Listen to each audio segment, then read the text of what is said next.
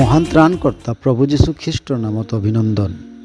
পবিত্ৰ বাইবেলৰ যোহানে লিখা শুভবাৰ্তা 16 অধ্যায় 8 পদত পবিত্ৰ আত্মাৰ বিষয়ে প্ৰভু যীশুৱে এইদৰে কয়, কিন্তু তেওঁ আহি পাপৰ বিষয়ে, ধাৰ্মিকতাৰ বিষয়ে আৰু সুদবিচাৰৰ বিষয়ে জগতক দুখৰ প্ৰমাণ দিব।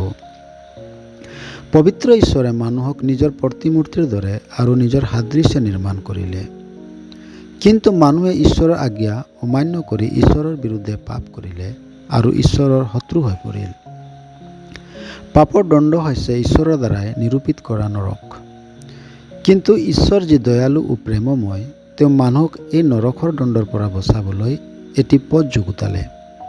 আৰু সেই পথ হৈছে প্ৰভু যীশুখ্ৰীষ্ট, যিজনে মানুহৰ পাপৰ বোজা নিজে তুলি লৈ ক্ৰুচত মৃত্যুবৰণ কৰি তৃতীয় দিনা মৃত্যুবিলাকৰ মাজৰ পৰা জি উঠি পাপ আৰু মৃত্যুৰ ওপৰত বিজয়ী হ'ল।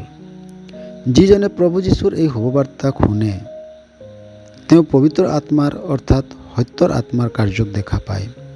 কিয়নো পবিত্ৰ আত্মাই পাপৰ বিষয়ে, ধাৰ্মিকতাৰ বিষয়ে আৰু সুদবিচাৰ বিষয়ে দুখৰ প্ৰমাণ দিয়ে। অৰ্থাৎ মানুহ যি নিজৰ পাপৰ স্বভাৱক লৈ অজ্ঞাত বা জানিও অস্বীকাৰ কৰে, এনে সকলো মানুহক পবিত্ৰ আত্মাই দুখৰ প্ৰমাণ দিয়ে।